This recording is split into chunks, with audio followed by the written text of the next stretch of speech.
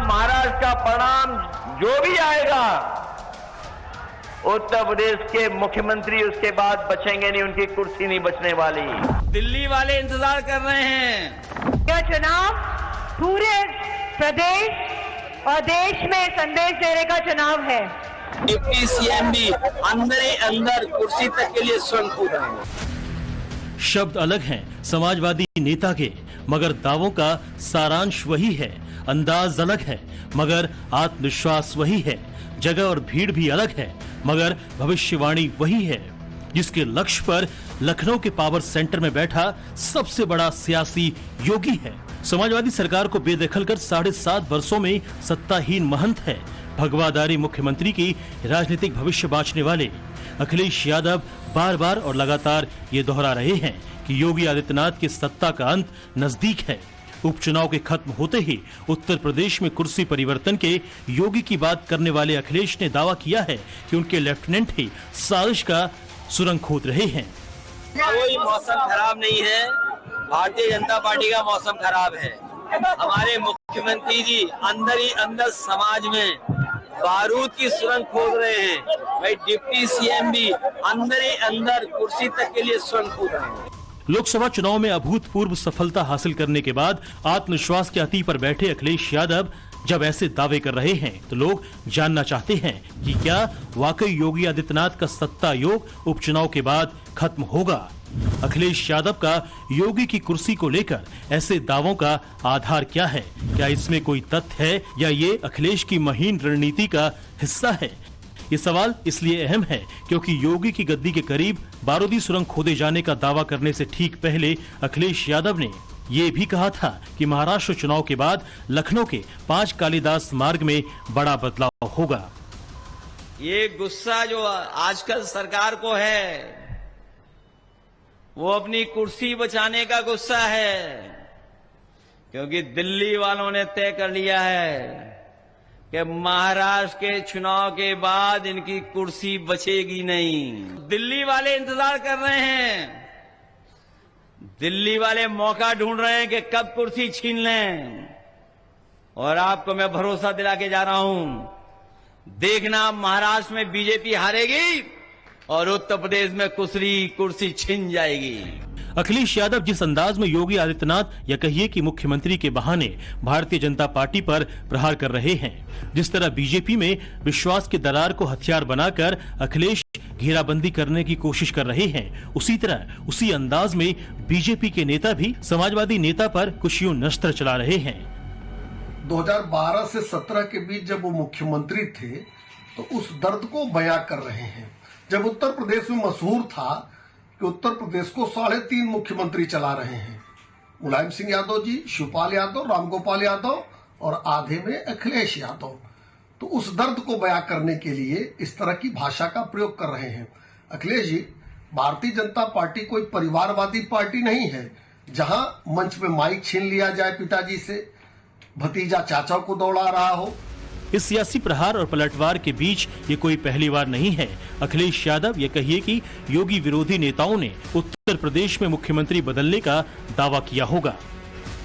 लोकसभा चुनाव में बीजेपी को यूपी में जोर का झटका लगा था। अखिलेश का पीडीए फॉर्मूला कामयाब हो गया।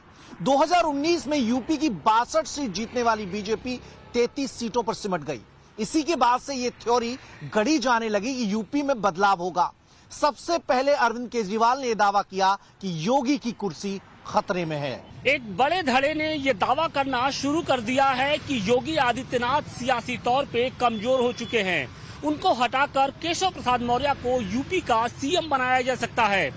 योगी आदित्यनाथ और उनके दोनों डिप्टी सीएम के बीच दरार के दावे भी किए जा रहे हैं। मगर एक दो नहीं, कई बार ऐसे मौके आए जब योगी और उनके दोनों उप मुख्यमंत्रियों ने ऐसे सियासी दावों को खारिज कर दिया। अखिलेश यादव ने बारूदी सुरंग का जिक्र कर योगी के सत्ताहीन होने का दावा किया तो जवाब केशव मौर्य की ओर से भी आया। समाजवादी पार्टी में कोई भविष्य नहीं है। उनकी साइकिल तो पंचर हो करके सैफई के गैराज में जाने वाली है। हताशा निराशा के गर्त में डूबी हुई समाजवादी पार्टी के जो मुखिया बोल रहे थे, उनका विश्वास डगमगा गया। योगी के डिप्टी ने सोशल मीडिया पर जो लिखा उसका लब्बो लुबाब ये है कि सपा मुखिया अखिलेश यादव की कथनी और करनी में जमीन आसमान का फर्क है। मुख्यमंत्री रहते उन्होंने कानून व्यवस्था, विकास, सुशासन और सुरक्षा के हर मोर्चे पर फेल होकर यूपी को अराजकता की आग में झोंक दिया। फर्जी पीडीए यानी परिवार डेवलपमेंट एजेंसी सपा को ले डूबा है। यूपी की बर्बादी और समाप्तवादी पार्टी की दुर्दशा के लिए अकेले अखिलेश यादव जिम्मेदार हैं। जिनसे घर न संभला वो प्रदेश क्या संभालते। इतिहास उन्हें यूपी के सबसे विफल मुख्यमंत्री के रूप में याद करेगा। ये कोई पहली बार नहीं है जब अखिलेश यादव पर सीधा हमला किया है केशव मौर्य ने। इससे पहले भी उनकी नीति, नियत और निष्ठा को सवालों के चक्रव्यूह में खड़ा कर चुके हैं। तैयारी जोरदार है, कमल खिल रहा है, साइकिल पंचर होकर के सैफई की गैराज में जा रही है। श्री अखिलेश यादव जी बहुत परेशान है। योगी आदित्यनाथ के नेतृत्व में उपचुनाव जीतने के लिए जो टीम बनी है बीजेपी की यूपी में, उसमें भी मुख्यमंत्री और उनके दोनों डिप्टी अलग अलग मोर्चे पर डटे हुए हैं। योगी और मौर्य में तथाकथित मतभेद के दावों के बीच केशव प्रसाद मौर्य ने कई बार अपने मुख्यमंत्री की तारीफ की है। उन्होंने कई बार यह दावा किया है कि योगी आदित्यनाथ के नेतृत्व में यूपी में देश के सभी मुख्यमंत्रियों की तुलना में सबसे अच्छा काम हुआ है। इसके बावजूद अखिलेश यादव यूपी में सत्ता परिवर्तन की बात कर रहे हैं।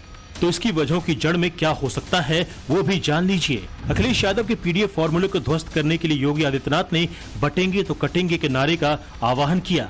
योगी आदित्यनाथ ने सपाई और बेटी घबराई का दूसरा नारा गढ़कर अखिलेश यादव की पार्टी पर जबरदस्त प्रहार किया। जिस संविधान और आरक्षण के दम पर लोकसभा चुनाव का मूड बदल गया था यूपी में, उसका उपचुनाव में मतलब नहीं है। जो राष्ट्रीय स्वयंसेवक संघ शिथिल सा था लोकसभा चुनाव में, वो उपचुनाव में पूरी तरह से सक्रिय हो चुका है।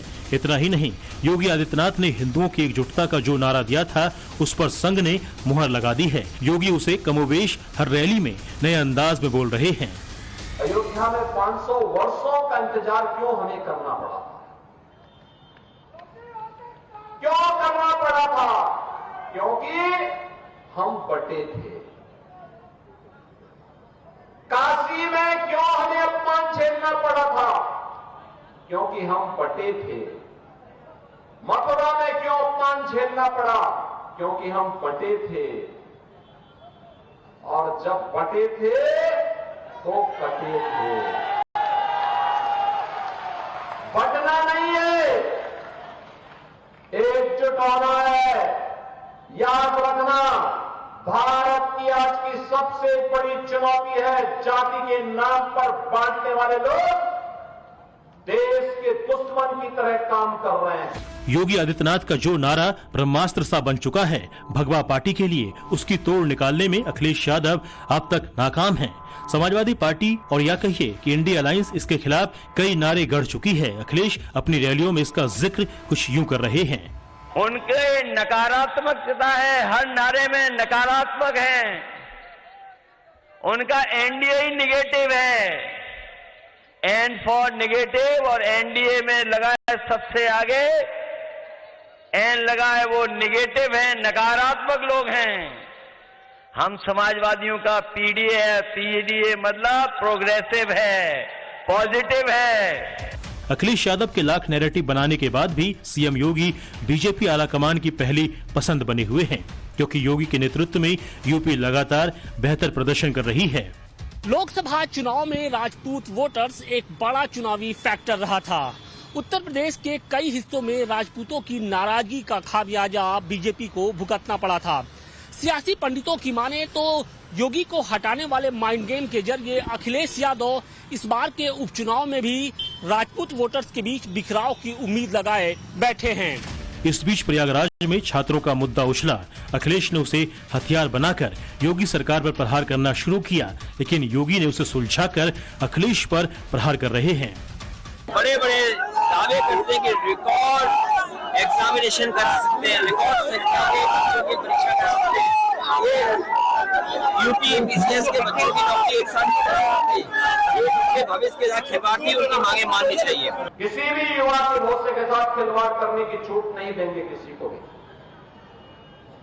प्रतियोगी परीक्षाएं शुचितापूर्ण तरीके से संपन्न हो, इसके लिए माहौल सरकार भी बनाएगी, संबंधित चयन बोर्ड और आयोग भी उसके लिए पूरी प्रतिबद्धता के साथ कार्य कर रही है। ये उपचुनाव भले ही 9 सीटों पर हो रहा हो, लेकिन इसे योगी आदित्यनाथ भी 2027 के सेमीफाइनल के तौर पर देख रहे हैं और अखिलेश यादव भी इसे उसी का ट्रेलर बता रहे हैं। यही वजह है कि दोनों ओर से पूरा जोर लगा हुआ है। योगी आदित्यनाथ सिर्फ हिंदुत्व की बात नहीं कर रहे, बल्कि कानून व्यवस्था की व्याख्या करते हुए समाजवादी पार्टी पर चोट कर रहे हैं, तो अखिलेश योगी पर ही सवाल उठा रहे हैं। जाहिर है कि बयान की तीव्रता और दोनों नेताओं के शब्दों की मारक क्षमता बता रही है कि इस चुनाव की अहमियत क्या है उनके लिए। यही वजह है कि नया नैरेटिव गढ़कर अखिलेश यादव बढ़त बनाना चाहते हैं, लेकिन योगी और उनकी टीम उसी अंदाज में पलटवार कर अखिलेश के दावों की हवा निकालने में जुटी हुई है। अब ऐसे में अखिलेश को सत्ता परिवर्तन वाले माइंड गेम का कितना फायदा होगा, ये 23 तारीख को पता चलेगा। ब्यूरो रिपोर्ट, टाइम्स नाउ, नव भारत।